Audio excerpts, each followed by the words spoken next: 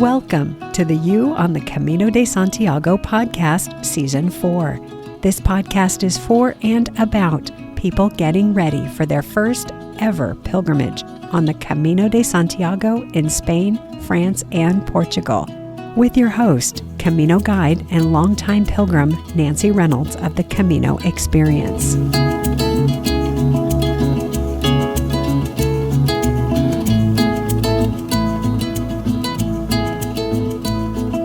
Hola y buenos dias. Nancy here, coming to you from the Camino FRANCÉS, from the beautiful city of Burgos, to be exact.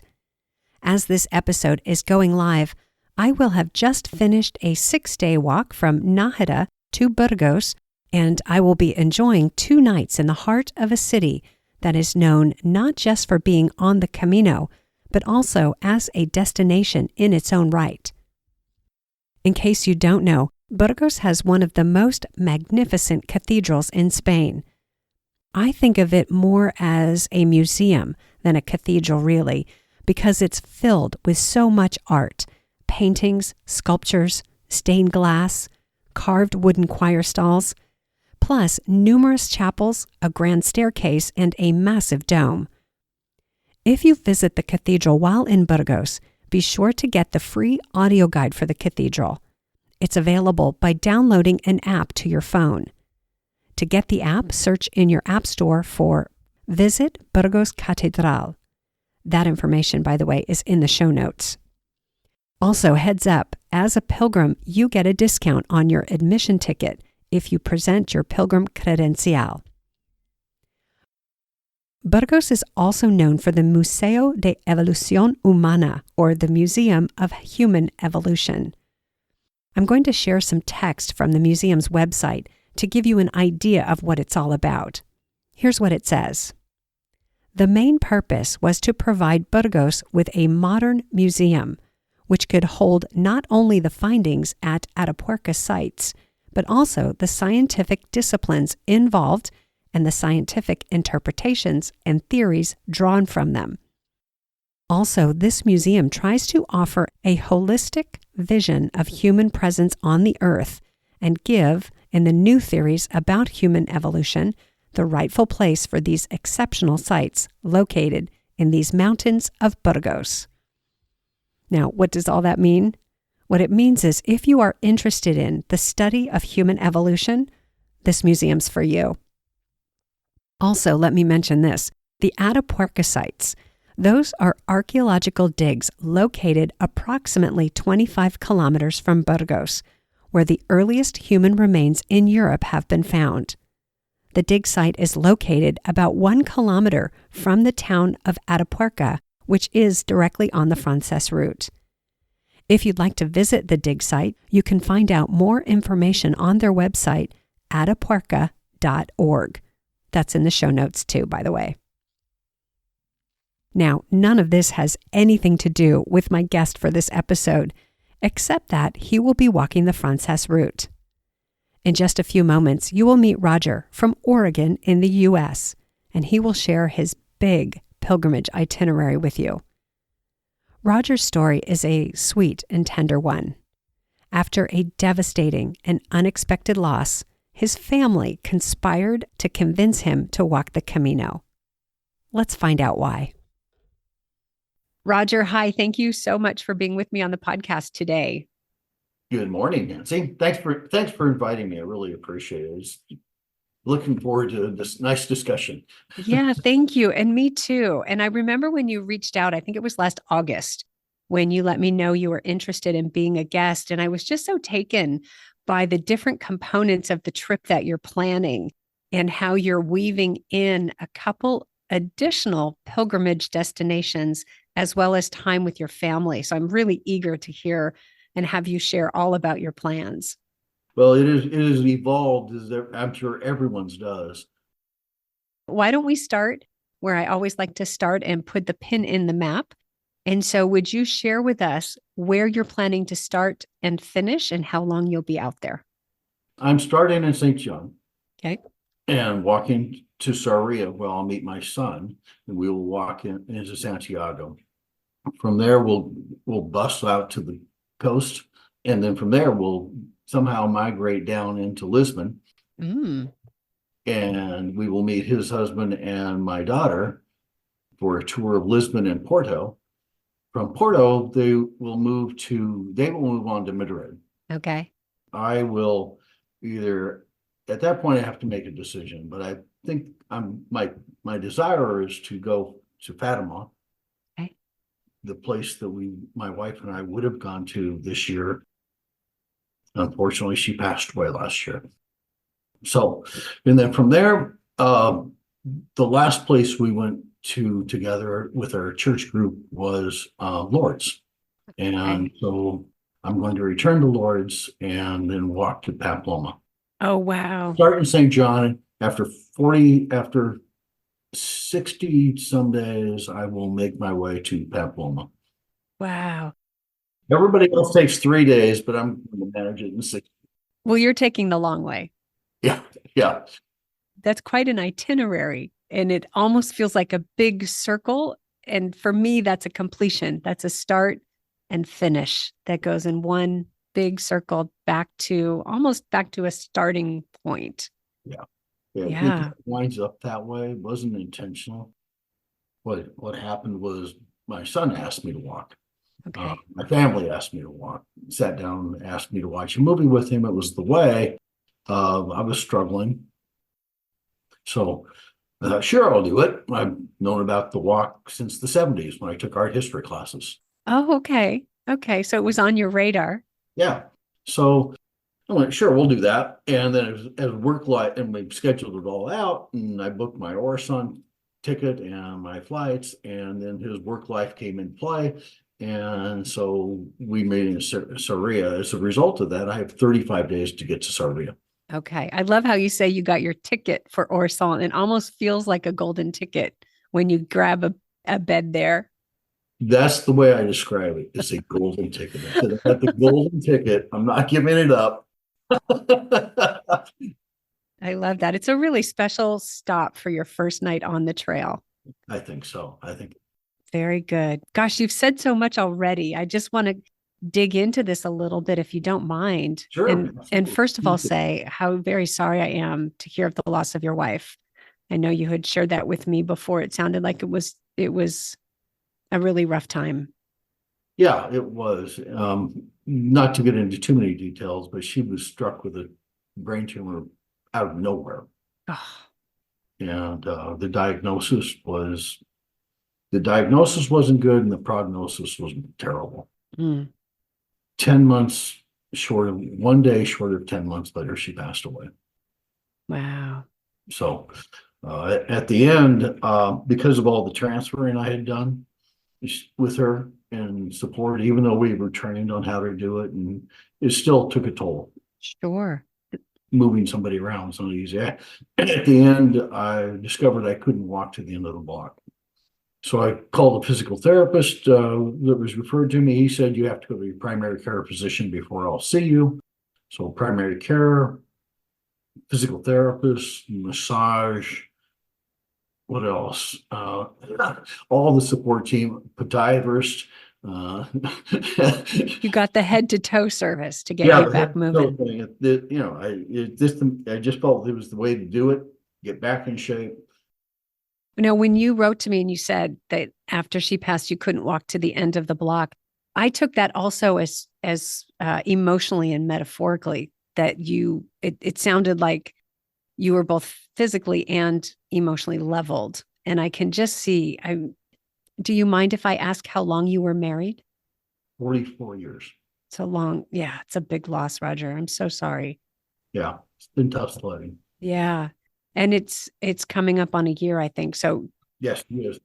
That's a unit of time that we can sort of look back on and see how significant your journey has been to go from that moment to where you are now, getting ready to walk. How many kilometers is your whole trip?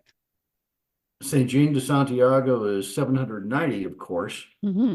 I am confused about that. Give or take.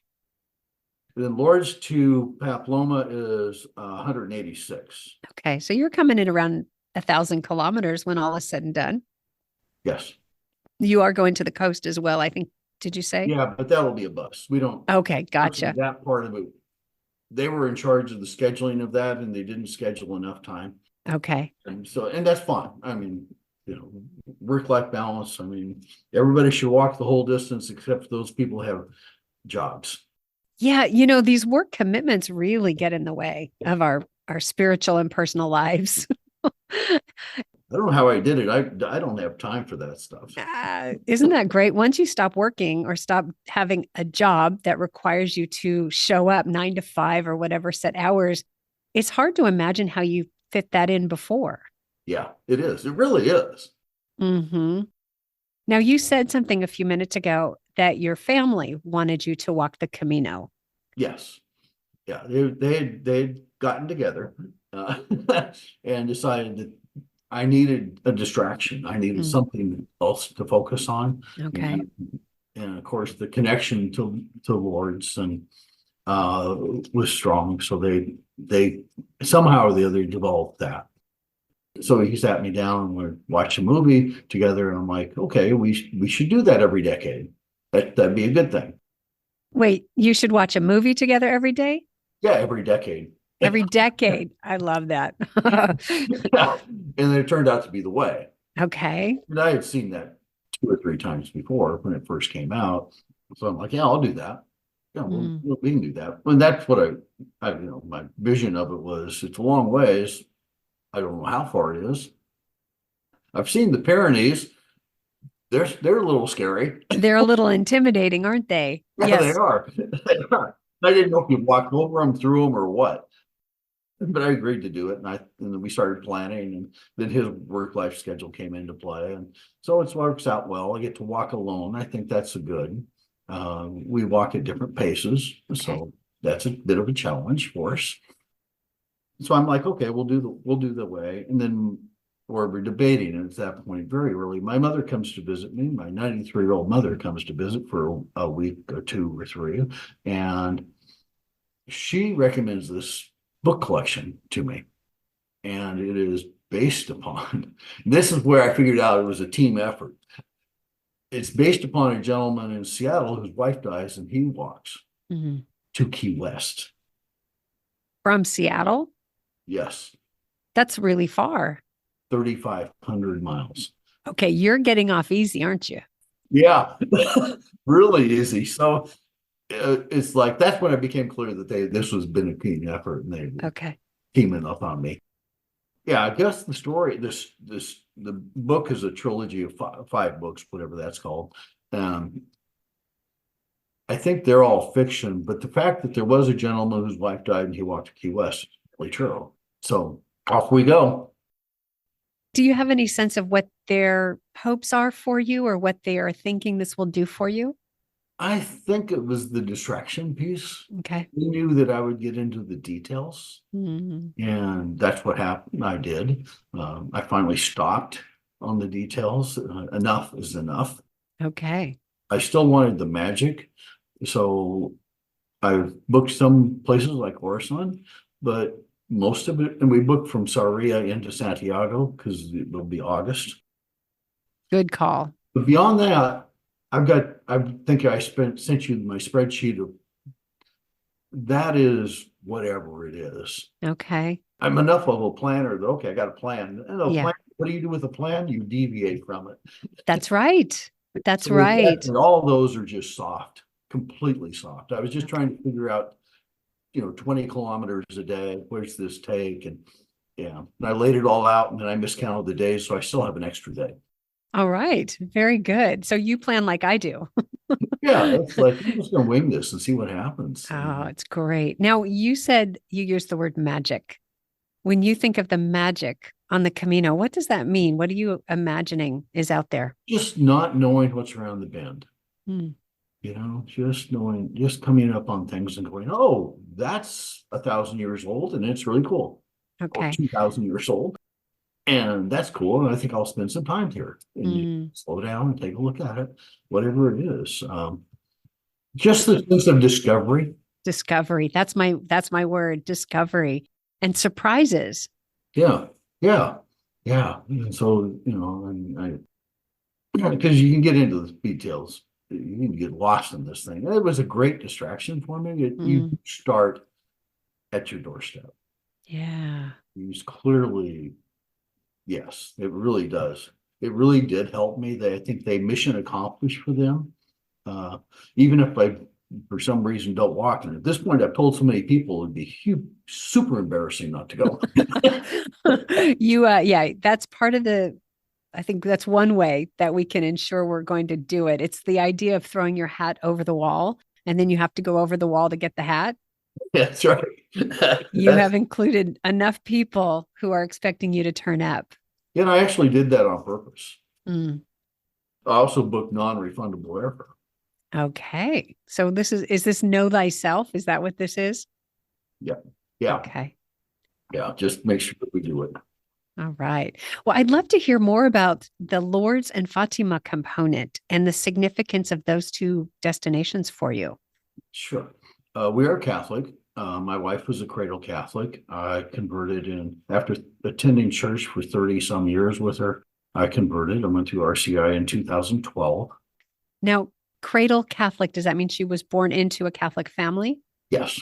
Okay. Yeah. Sorry. But I guess, yeah, not everyone knows that phrase. Yeah. Now I like it though. It's good to know. So we had done pilgrimage, the guided tour thing. We've done Rome, Greece, and then we did France in 2019 and with our church group. And we started in Lourdes. Yeah, Lourdes, or actually Toulouse, but then Lourdes, and spent most of our time in Lourdes. Very special time, very cool time. We arrived the weekend that the armies from all over the world were there. That was special. The healing power of Lourdes. Apparently, after World War I, they would bring representatives of the armies. I think there were 123 representative armies from the world there. They convene every year, apparently. They put on a show and entertain themselves. And yeah, so the Canadians were there with bagpipes, and they were rehearsing apparently at like 2 a.m. Oh, nice. Yeah, no, the thank whole place you. is actually filled with troops. And so you feel very safe. You would, wouldn't you? Oh, that's Yeah. funny. Yeah. So it's very, very fun. I mean, it made Lourdes really special, but Okay. and Lourdes by itself. So yeah, they bring these troops in apparently every year. I had no idea. And you just happened to be there when they were there. Just happened to be there. So I get to step in Nice. the elevator, and there's an U.S. Air Force general. Oh, all Yeah. right. And it's like, yeah, you get to rub hands. With the brass, the top brass. I have a friend that has second generation Irish, so he hung out with his Irish buddies. See, those are some of the surprises. Not only will you come across stationary objects that you didn't know were there or didn't expect, but travel puts you into the culture and into the routine and rhythm of their calendar. So you just never know what you're going to encounter. Some random marching band walking through town, or some parade or festival. Yeah. Lourdes is not a big city, and so you literally get the parade was just continuous because there's so many of the bands. Okay. I will say the bagpipes were pretty great. Are you a fan of bagpipes? No, but they're super cool. I mean, Okay. I wouldn't want to live there, but Yeah. Well, yeah, if you look at a bagpipe, I can't imagine the learning curve to learn to play one of those. yeah, I can't either. So, but they're fun. They're a fun thing to participate in. Sure. And how about Fatima? Fatima, another religious site, and that was our next trip, was Portugal and Fatima. And unfortunately, that didn't happen. So I'm gonna finish that for her. So yeah, I'll be honest, I don't know much about Fatima. I just know it's a Catholic religious site. We've had several friends go there. Patty always wanted to go there, and I'm right there. It's just it's just that far on the map. It can't be that far. It's like 2 inches away from Porto. It can't be that far, right? Exactly. Yeah. Wow. It sounds like that will be a very significant stop for you. Yeah, that will be a big deal for me. Even though I don't know much about it, I guess I have time to do some research, but I'm kind of done researching. Yeah. Well, you could knock this off your to-do list by just looking on Wikipedia. Tell me about Fatima, one page, and you're done. Just so you have the context for it. And then you can go without being overly informed. And then figure out how to get to Lourdes, which sounds a bit like planes, trains, and automobiles. I think it might be. That's an interesting puzzle to figure out how to get from Porto to Lourdes, crossing through Spain or over Spain into France. Yeah.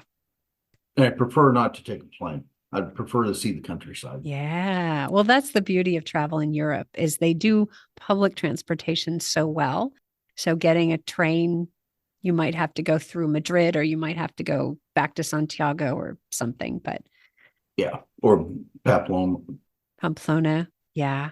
And just retrace my steps from there, I guess. Sure. I'll figure it out. That's part of the fun of this whole thing is figuring it out. Yeah, that's one of my favorite hobbies as well. Yeah. So it's figuring out, getting lost and having a great time. So you mentioned getting lost. You said this earlier before we started recording. You don't sound too worried about getting lost. What's the role of getting lost for you in this journey? I'll tell you about our Rome experience. So it's Sunday morning in Rome. We were there by ourselves for 3 or 4 days before the tour group arrived. And so we're out there, and Patty wants to attend Mass at a certain church in Rome. So many churches, but this one had significance to her for some reason. And so we get out of the hotel, and I go, let's turn right. And off we go. Except the hotel was on the other side of the street that I thought it was. So we get to this after a while, it's getting time to get to church. I'm like, uh-oh, I'm panicking now. I mean, I'm literally like, oh my. So I asked this young lady, I show her the map and, and say, where are we? And she goes, folds the map out. Uh-oh, you are off the map. That far away. So we wind up going into the nearest church, which is this large square, and there's 2 churches exactly alike in this square. We go into the right one, and it turns out it's an Italian mass. Everybody, including the priest, is staring at us. But it was a great adventure. It was one of the best days in Italy. It was just getting lost and discovering things we didn't know and it took us a while to figure out where we were. It was, so I'm looking forward to getting lost in that way. It's misdirected, I don't want to have to shoot a flare to find myself, but. Well, yeah, what you're describing sounds to me like what's the word I'm looking for? It sounds like you are redefining the idea of being lost. Yeah. And taking away the thought that that's a bad thing. Yeah, I think the walk is going to be different for everyone. Yeah. Everybody, I think you said in earlier podcasts, if you're off a day, it's a different deal. Different group of people. That's right. Different weather conditions. And part of that is just like walking in and discovering as you go, whatever it is. Yeah. And so I've stopped doing my research. I'm just going to find out what happens over the next hill. Right. Yeah, that's great. We are booking the first couple of days, Orison. Your golden ticket. And golden ticket. And then a couple of spots, I'm beginning to question how far that is. And we booked in Sarria to Santiago. Okay. It is August.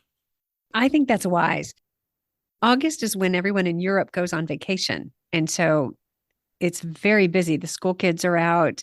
Yeah. There are groups, big groups, church groups, children's groups. Yep. Yeah, it can get very busy. Sarria de Santiago in August. So good call on that. Thank you. Yeah, good. So it's just I just want to see what's out there. Just go. Yeah. I have plenty of time. I have 35 days to get to Sarria. Yeah. Most people do the whole trip in 35 days. So, you know what? That's okay. Sometimes more is more. Well, it is. And, I'm looking forward to the cathedrals and countryside and the villages. So Yeah. Definitely. And the thing about being lost, I always like to throw this in, is when you're on foot, you're not going to get too far off because you're not moving too fast. And one of the guidelines that I use is if you haven't seen a trail marker for 15, 20 minutes, it's just time to ask if you're on the right track because they are that frequent. And you're not moving fast, so you're not going to get too far away from the trail or too far away from the arrows or the scallop shells. So that's my rule. 20 minutes, it's time to ask. And the other thing is I just love that the local people keep an eye out for the pilgrims because it really isn't in their interest, their best interest for pilgrims to get off the track. And it's not in our best interest. So they see us and they send us back. They get us back on track. Yeah. That makes sense. Yeah. Well, and lost pilgrims, that means rescue. And who wants to devote resources to that when there are other things that those resources could be better used for? Yeah. Yeah. My children track me. My children, they're in their late 30s.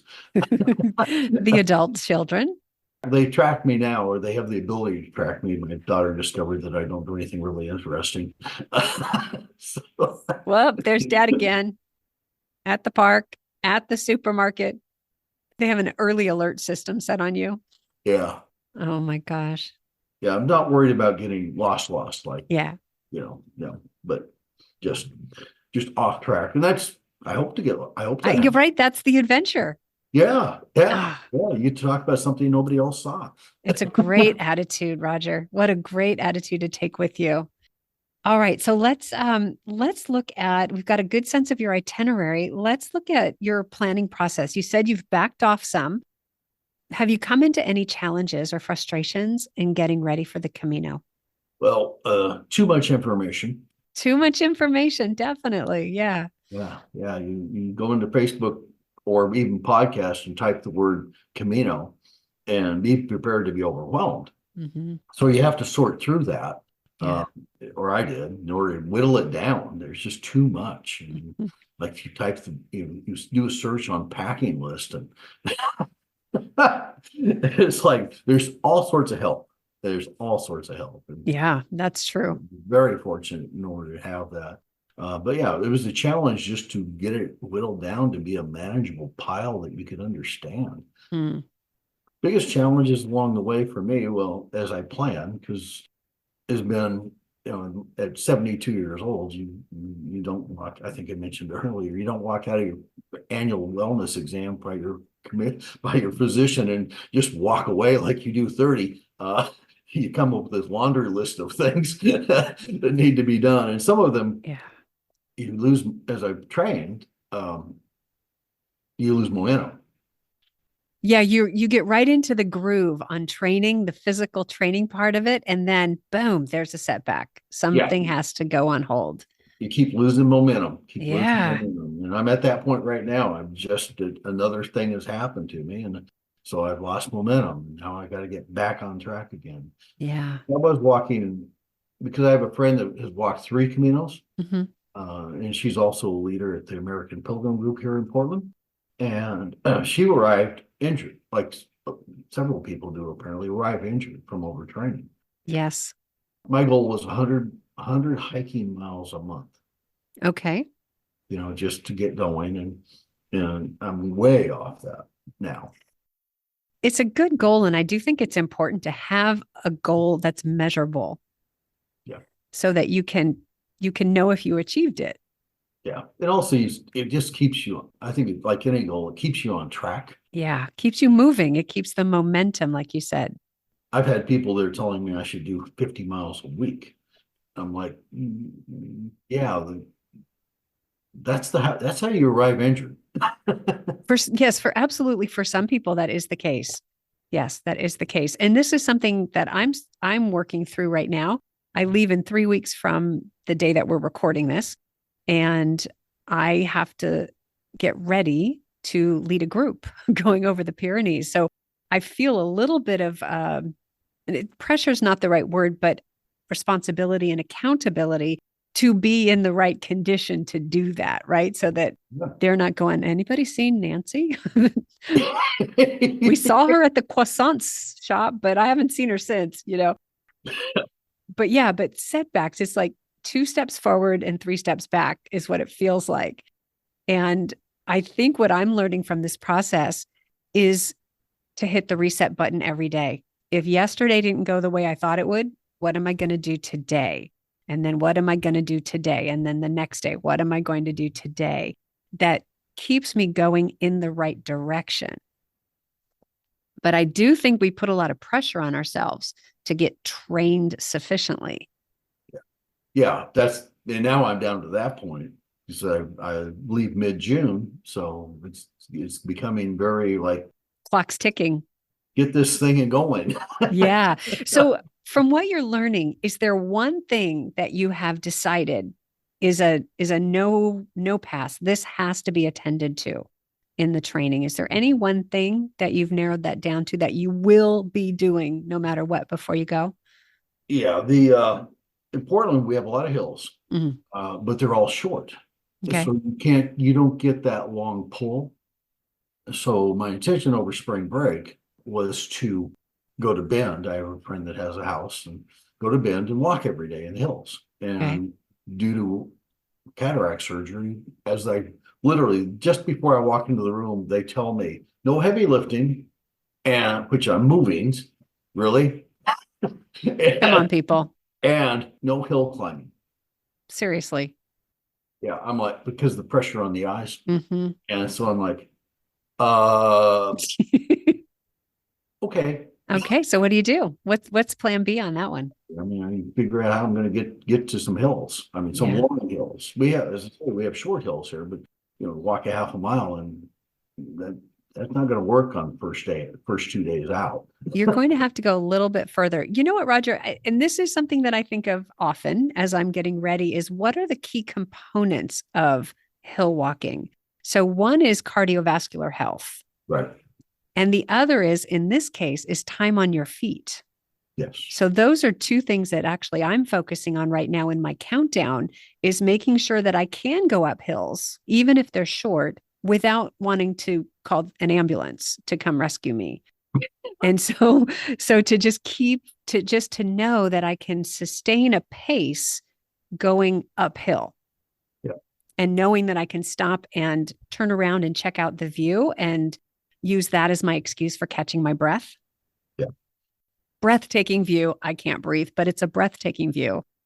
And then time on my feet. So even if I can't go up hills, I'm trying to get in a couple hours a day of walking and standing so that my feet are used to carrying me, because I sit a lot. I don't know about you, but I sit all the time. Yeah, because I'll be doing the walking here locally. Then I feel like I really need to get to the long hills to build that strength for that long pull. Yeah. You'll get there. So yeah, I'll get there. It's just a little more challenging without spring break. Yeah. The other thing about that too, Roger, that I find is the mental challenge is I can stay in the game for 15 minutes up a short hill, but the walk over the Pyrenees to Orsan is 2 to 4 hours. And then from Orsan over the hill to Roncesvalles is anywhere from 4 to 8 hours, depending on your pace. So for me, there's the mental component as well. I think that's right, especially the long pull. Yeah. Yeah. Yeah. You got to keep your head in the game. Just like the other 790 kilometers, my thought is in 30 some days of walking, and I think you've said it before, is like, yeah, you can walk 20 kilometers a day. Yeah. You can do it for 30 days. Can you? Yeah, that's a different question. It's one step at a time thing. You just keep going, get it and keep going. Yes. The other thing that when we train, I think we lose sight of this, that when we're training, oftentimes we're out training by ourselves, we're alone. But when we're on the Camino, we're surrounded by other pilgrims, and not necessarily a tight group where they're in your business, but there's always people to talk to. And I find that motivating. If I'm having trouble getting over a hill, if I just start walking with someone, that helps me get over the hill, that motivates me through those harder times. Yeah. And I think we don't always have that when we're training. Yeah. And I want to be able well enough, be in decent enough shape to be able to have conversation with them and not just be gasping for Yeah. air. And also the ability to, stop and enjoy it and not just be like, yeah, I'm going to stop and look at the view. And I'm so exhausted, I'm not really looking at the view. Yeah. And beyond that, I'll manage everything. Yeah. Definitely. Definitely. Yeah. And I think there's still time. I like to use the phrase, the house isn't on fire yet. So there's still time. You still have 2 months before you leave. I have 3 weeks, but here's my secret weapon. When I get to Spain, I have a whole 10 days before my group meets up where Oh, I'm going to be walking another section of the trail. That's my secret weapon right there. yeah, that will really help. Good planning. That's what's saving me. You're banking on that, I'm huh? banking on that for sure. People say it all the time that they train on the trail, and I have done that. I don't recommend it. I do recommend a baseline level of cardiovascular strength and muscle strength in your legs and your boots 100% broken in and comfortable and ready to go. But, we are busy, right? We have busy lives. Yeah, life keeps getting in the way, right? It does. It does. I'm grateful for that fact, but it does. Yeah. So I would like to ask you to imagine yourself somewhere. And I've been kind of trying to think about where I would ask you to imagine yourself. Often I ask people to imagine themselves in Saint-Jean-Pied-de-Port. What are you thinking and feeling? Or when you get to Santiago and you've completed this, what are you thinking and feeling? But I'm wondering for you in this huge itinerary, what would be a significant point for me to use for that question? Um, Probably a few, and I've thought about that because you asked, especially this arrival in Santiago question you ask every time, and ever since episode 2 or 3 when you had the first pilgrim on, I'm like, what's my answer Yeah. for Santiago? I think it's I'll it'll be multi-level. It'll be the answer on like every pilgrim. I made it. Hmm. I've arrived, and that is success. Yeah. The other part is she's not there. Yeah. So, so I don't know. I don't know how that's going to go. Yeah. I don't know if that'd be the best day or something else. Yeah. So, It's nice that you'll be with your son when you're in yeah, Santiago. yeah, that's huge. Yeah. Is Patty the type of person who would have done this with you? We talked about it, and it was on the list, if you will, but I don't know that it would have ever have surfaced. I mean, she was a walker. She walked 3 miles a day, Mm. aggressively. I mean, I couldn't walk with her. She walked too fast. All right. Speedy one. And to digress, we were at the University of Washington being cared for physical therapy, and the physical therapist was explaining to her how to stand up Mm. on the hospital bed. Wow. And so, into her walker, her new walker, and Hmm. he's going, well, you do this and you do this, or you just stand up on your right leg like you did. So her legs were so strong because of the walking, Uh-huh. she could just stand up. So I don't know if we'd ever gone. I don't know. Yeah. An entertaining thought for us, but yeah, I just don't know. I just don't know Okay. that answer. I don't know that would have really come up. Even though one of her very best friends, it turns out, her sister, their husbands are going to Sarria in May. I don't know how their journey happened. There's a backstory we need to know, There's a huh? backstory, and I don't know what it. So who knows? Yeah. Well, that may have triggered Patty to think about doing that. Mm-hmm. Yeah, Mm-hmm. Yeah. Well, there's no doubt that she'll be walking with you every step. yeah. So it'll be good. But yeah, that one and just the very start, I think, Mm-hmm. will be the two main things. That getting started right at the beginning when you have the entire thing ahead of you and that mountain up ahead. Yeah. And also the anticipation. It's like, some people say, you want to plan the thing, and want to plan the thing. And then the others people say, well, I heard about the walk 2 weeks ago, and so my flight's tomorrow morning. And I'm like, and I do believe I've had too much time, Okay. Okay. but I have to leave when I have to leave. Yeah. I don't have the option of when should I go? If I'm going to go, I have to go not during the school year. Okay. Why is that? My granddaughter was born deaf, and she has cochlear implants. There is a school here in Portland. I understand, about 6 of them in the country. And one of them happens to be in Portland that addresses that exact condition.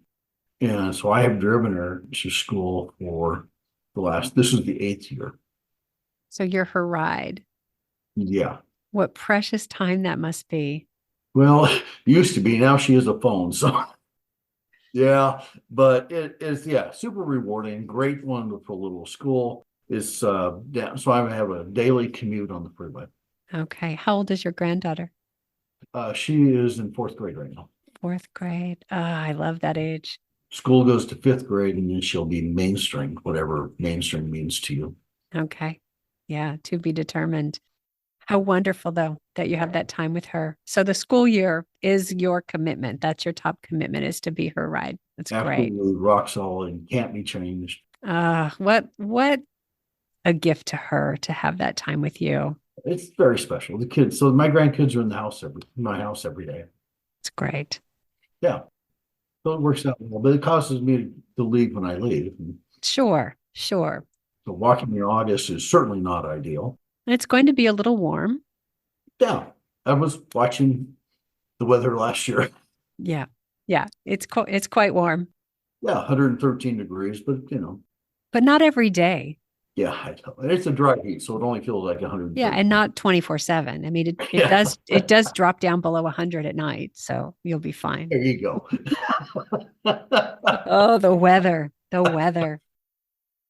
Well, Roger, I so appreciate hearing your story and that you've been willing to come and share it. I just really, yeah, really appreciate it. I think it's a unique story, but it has threads of it that so many people can relate to. The story of loss, the story of adventure, the story of family supporting you, the story of discovery. So yeah, thanks for that. Do you have any questions that I can answer for you? I do, All right, let's have them. but only a few. Okay. A couple of them have been snapped up by others the last few weeks. The nerve of It's them. like, oh, you stole my question. I thought of that question. Let's see. Nancy, questions. Okay. We'll do the easy ones first. The section from Orason to Espanola, 24 kilometers. I'm concerned that may be too much. So you're referring to the stage from Orison until you get over the mountain into Spain, and the first stop is Roncesvalles. Is that the one you're referring to? No, Espanola. Is it Espanola? Ah, Espinal. Okay. Espinal is, I want to say, another 6 kilometers from. I'd have to check for sure, but I think it's about 6 kilometers from Roncesvalles. So you're looking at about a 25-kilometer day. Right. Yeah. Is that too much? That depends on you. I'm afraid you're going to tell me that. Yeah, it's my standard answer. It depends. Yeah, I'm a little concerned about that. I may have to do something about that schedule. May I ask your reason for going to Espinal?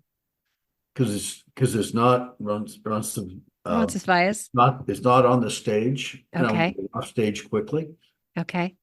Plus, I really do want to search out the smallest towns and Okay.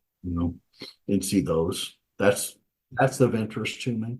Gotcha. So I'm going to ask a follow-up question. When you say it's not Roncesvalles, what image do you have of Roncesvalles that has you not want to stay there? Extremely busy. Okay. And I think the first few days, I think I need some space. Okay, gotcha. So I'll say a couple things about that. The first thing is that the middle of June, curiously, at the beginning of the Camino Frances from Saint-Jean-Pied-du-Port, begins to slow down. And it's because people are starting in the better weather seasons, I would say. So people are starting in April and May, and then they start in late August and early September. And those are the busiest times. So by the time we get to June, and especially the middle of June, there are fewer pilgrims than you might expect at the start of the trail. So much so that by the time they get to July, some of the albergues don't have any pilgrims. And it's just quiet. You could still get, I bet money that you could get a bed in Orson in late June and July still. Wow. Yep. Yeah, Okay. because it's just not their busy time. So the picture that you have of Roncesvalles being super busy, it may not be as busy as you are expecting. Okay. So the other thing about that is they have a very large albergue there. And I haven't asked, are you staying in albergues? Yes. Okay. I'm staying in everything. Everything. Okay. So this one has just under 250 beds in it. And it can be very busy and just feel very chaotic.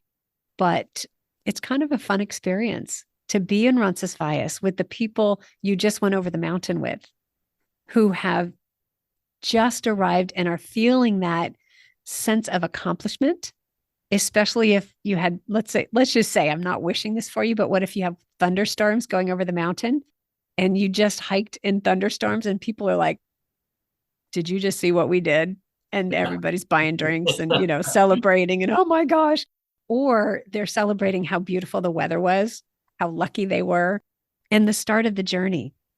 In Espinal, you then have people who are either taking very short stages and have hopped from Saint-Jean to Orson to Roncesvalles to Espinal, or they're doing very long stages. Not bad at all.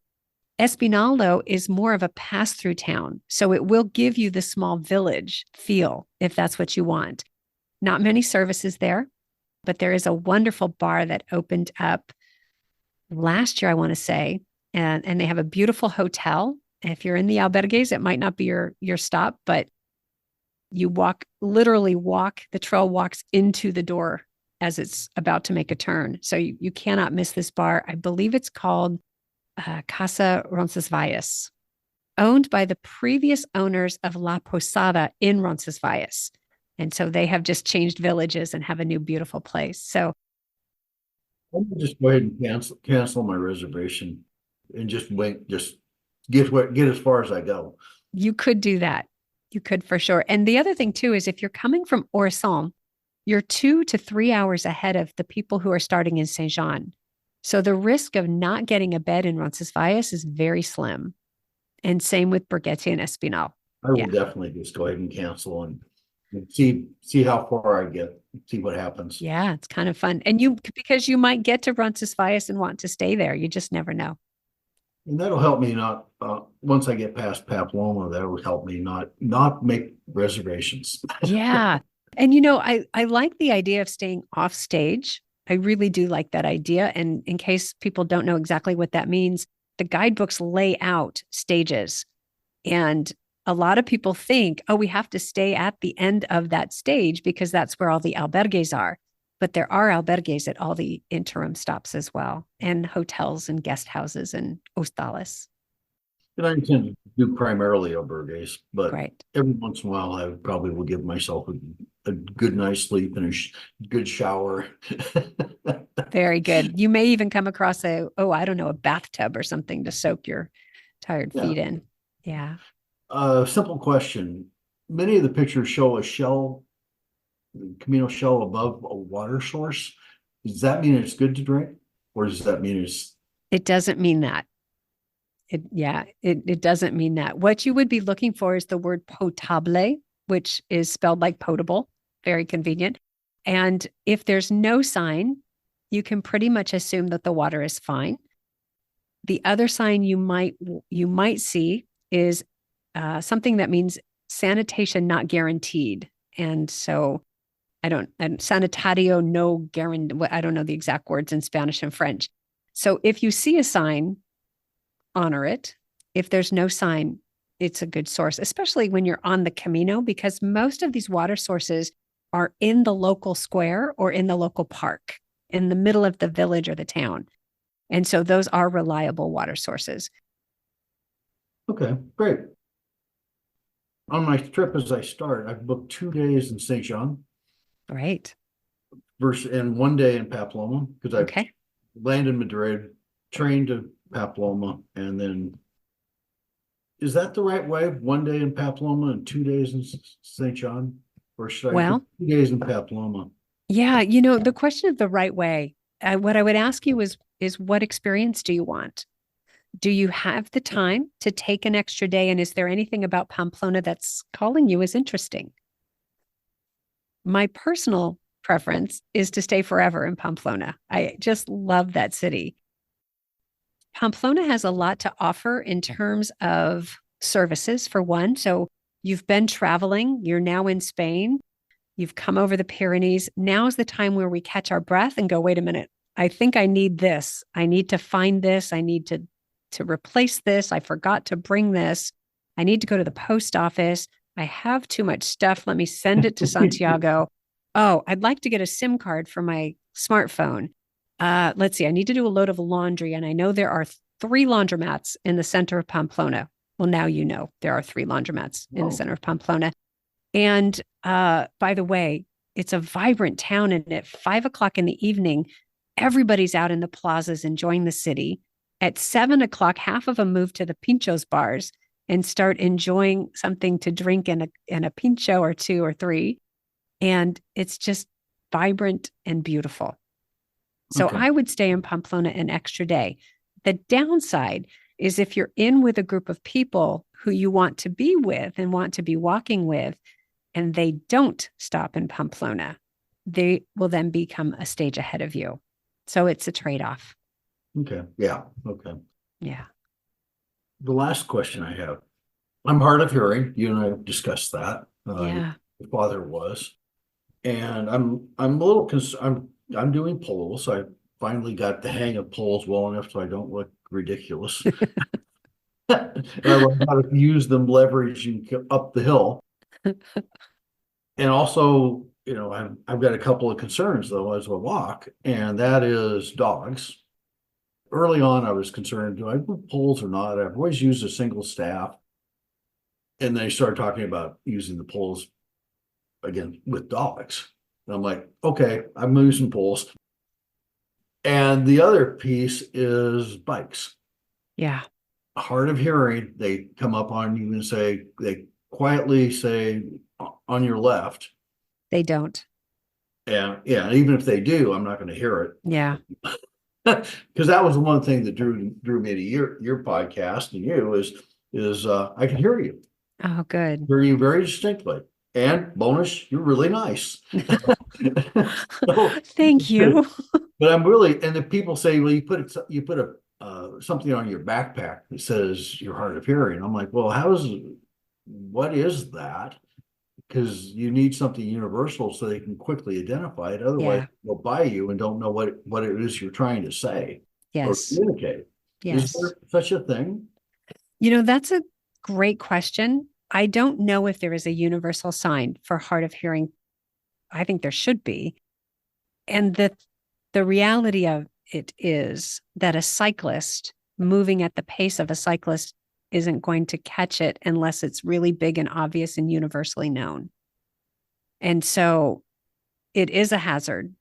It's a hazard for people who can hear, because the cyclists do not say on your left unless you're very lucky. Some of them will call out, but many of them, they are on you before you know they're there. So the best that we can do as walkers is to make sure that we are hugging the side of the trail. If the trail is wide enough, that we are on the right side of the trail. In Spain, pedestrians are expected to walk on the left side of the road against traffic. And that will really help you, because then you don't have to worry so much about hearing the traffic. You can visually look for it and make sure that you know what's coming. But yeah, it's a challenge for walkers. Okay. Yeah. Okay. Just wasn't sure about the if there was some sort of symbol, because they, oh yeah, you should put a patch on, you should, Yeah. like, well, how's that work? Yeah. And that's the thing is it would work for people at the pace of walking, but it might not work for anybody else Yeah. if they're moving faster. Now, the question of dogs, I'm not a fan of dogs running around me. I'm scared they're going to run at or into me. The trekking poles are not so much to be defensive or to attack the dogs or to hit them or to use against them, but more to plant them in the ground and stand behind them so that they can't get to you through the poles. A staff would work as well if someone is thinking about using just one pole or one stick. And it's just a heightened level of awareness to be ready to kind of dance around to keep the dog on the other side of the poles or the staff. Yeah. In my experience, I cannot think of a single time when a dog was running at me on the Camino in all my years. No. Yeah, I just can't. What's more common is you pass a dog that's inside of a fence or a yard who barks at you because that's their job. Person passing by, I bark. That's Yeah. perfectly. I did run across one dog on the Valcarlos route last year that I didn't see. I was reading a sign and it started barking at me. It was unleashed, untethered right there. And I was like, please be nice. Please be nice. And it just wanted to bark. And then I just walked away and it left me alone. So I don't think it's as common as our fears make it out to be and our concerns make it out to be. Yeah. Well, and I say it that way because there are instances where people are bitten by dogs and a dog bite can be quite severe. Yeah. So it is in our best interest as walkers to be aware and vigilant. Okay. Yeah. Yeah, it's one of those things. It is a fear. And sure. As a kid, I was bitten, so I have a scar. Yeah. And if you can't hear the dog barking, that's their normal method of alerting you that they're onto you. Barking is one thing. That's what they do. That's their job. That's what they do. Yeah. It's like we breathe, they bark. Territorial, protecting the turf. Yeah. Yeah. Saving you from the UPS guy. Well, someone's got to. Come on. Yeah. Yeah. And that's the extent of my questions. Many of the questions I have them written down and I've crossed it off. It's like, David took my question. David. Yeah. Darn it. Yeah. No, he shared some great information. Great information back in season 2. Including he took the question, I believe it was David, not to throw him under the bus, but he seemed really great. He is. Yeah. The most popular sites to see, the thing, don't miss sorts of activities. That is one of my concerns is, there's something like 2 blocks off or 3 blocks off. Like there's a mural in one of the villages that is 2 blocks away from the trail. So the majority of people never see it. Yeah. So you get in the albergue that night and everybody's talking about the wonderful thing. And that's the thing is we get so onto the path and we get into the flow of that river that we don't realize that at any point we can step off the trail and look around in any village, in any town. The biggest challenge is that it adds extra kilometers and a walking pilgrim is like, no. I'm going 22.4 today. I am not going to go 24.8. I'm not doing it. So we think I'm only going to take the steps that I have to, but there is gold in those villages if we take the time to look around. So it is definitely worth it when you take a break, look around, take a side street. Definitely. Yeah. And because of the way the scheduling fell, I have the time. You have the time. Yeah. You'll be reporting back to us with all the interesting things you find. Yeah. So 5 or 6 extra days. And so, yeah. So Leon, Burgos, Logroño, Astorga. Stop in Old Village for an extra day, and there's not much to do. Very good. You'll find some good stuff. Roger, any final thoughts or anything you'd like to share with our listeners? No, I will say, many of your podcast people have talked about, when the journey begins, and it begins at the front door. And for me, that's absolutely true. It began at the front door. Yeah. The preparation was a huge bonus and distraction for me. It allowed me to focus on things other than the loss of my wife. It gave us discussion points, endless amounts of discussion, something to engage people on, because everybody's kind of fascinated Yes. by the whole thing. And then some people have never heard of it, and some people, I went into the store on Monday to buy some towels, my tea towels, because I'm staging my house for sale. Oh, And with the clerks, the question evolved into what are you doing next? And I said, well, I'm lucky. And she was a member of American Pilgrims. right there. Right there. See, we need to wear something, not because we're hard of hearing, but because we're pilgrims. That's why people wear those things. They wear shirts and pins with the scallop shell so we can identify ourselves and each other. Yeah, they're everywhere. Pilgrims are out there.